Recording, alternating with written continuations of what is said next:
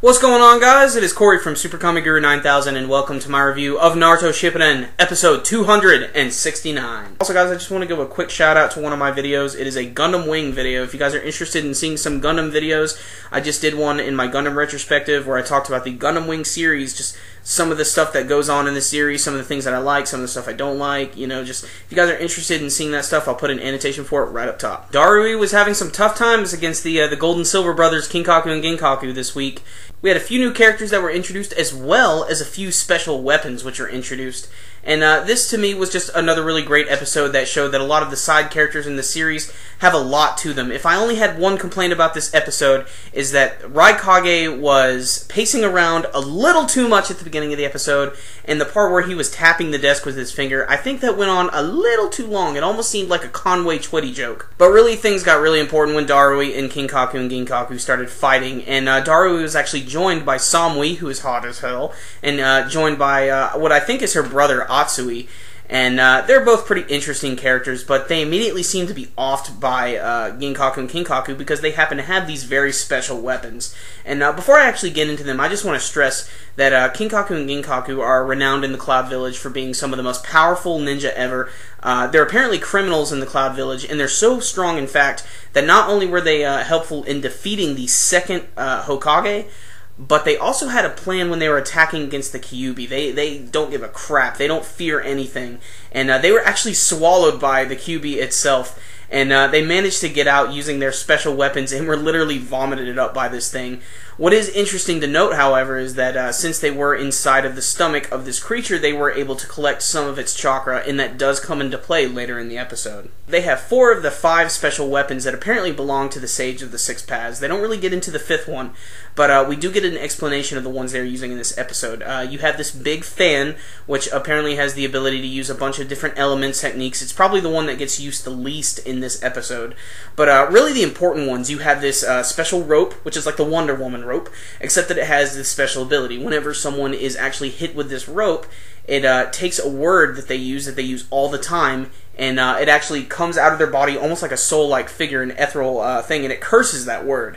And then what they do is they have this sword, which when they actually cut that soul away, it removes it from their body, and then they have this giant gourd, which sucks the word up. And essentially what happens is, if the person actually says their word, or they go a long time without actually saying anything, they're going to immediately be sealed and sucked inside this gourd, and they're done for. And it seems like Samui and Atsui, they're complete opposites, so their words are hot and cold, and eventually they both are sealed inside of this gourd. Darui himself is actually eventually caught by this technique as well. He's hit with a rope, and thus one of his words is starting to be removed from his body, and then it's cut away with the sword and sealed inside of the gourd. And basically this is him just trying to figure out, how am I going to be able to get past this technique? He knows that he can't really speak, but he knows he can't say his word either. And at one point it actually does look like he's going to be sucked up into the gourd, and it looks like he's done for. But apparently this was all a mistake, and he was able to work around this. So the much smaller brother Ginkaku is sealed away inside the gourd, and it seems like the Shinobi Alliance is doing great. It looks like they're actually going to win this battle. That is, of course, until frickin' Kinkaku just explodes with anger. And like I mentioned earlier, both him and his brother obtained some of the Kyuubi's chakra, and they've somehow able to use that for their own purposes. Kinkaku just immediately explodes into this giant Kyuubi mode, which is very similar to when Naruto would use it, especially when he's in his 4- and 6-tailed states.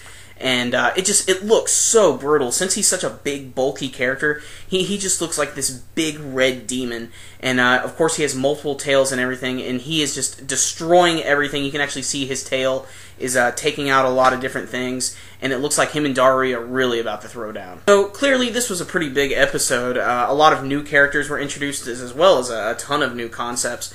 And it seems like right here they're trying to develop Darui into a much more interesting character, and I do like this a lot. Like I said, there was a few things I didn't really care for. The beginning scene with Raikage pacing a lot I thought was a little too slow. But otherwise it started to pick up a lot once we finally got to Darui himself. And he even had a little flashback with the Raikage, explaining that he's like his other right hand, and how C is the other right hand. And it's just to show the really tight connection that he has with the actual Raikage. But Kinkaku and Ginkaku are really, really cool characters. Obviously, the fact that they have the Kyuubi's chakra makes a lot of sense now. Obviously, they have some of the things that Naruto has. You know, they have those whisker marks on their face and everything. But the fact that they're able to manifest this chakra into something, I think is really cool. And you know what? It's not too dissimilar from the filler saga, the very first filler saga they had in Shippuden. The character Sora, who is sort of a pseudo-Jinchuriki as well. And, you know, I don't think this was something that the author intentionally had planned because that was a filler. But what I do like about it now is that filler actually has more plausibility to it now because this is something that's actually happened in the manga. So the filler doesn't actually feel completely out of place now, especially with the character of Sora. So I do like that a lot. The animation this week really wasn't anything too special. It was much better than last week's.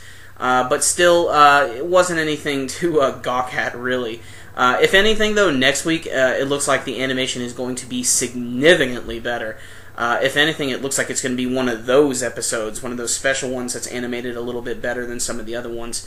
At least that's what I'm hoping, and that's what I've gathered from the preview. I might be wrong about this. Otherwise, this wasn't exactly the greatest episode in the world, but it still entertained me greatly with all of the brand new concepts that were introduced. So I'm going to give this episode a 7 out of 10. Just a fun watch, but nothing too groundbreaking. Again, if you're following the series, this is one you definitely need to check out, especially for Darui's sake, because his character is finally being given a lot of great development. And Kinkaku and Ginkaku were definitely the highlight of this episode. Alright guys, so this was a pretty good episode, but what did you guys think about it? Did you enjoy it? You can let me know with your comments below, and as always guys, remember, if you liked this video, make sure and give it a thumbs up. That concludes this review today guys. SuperKamiGuru9000, out.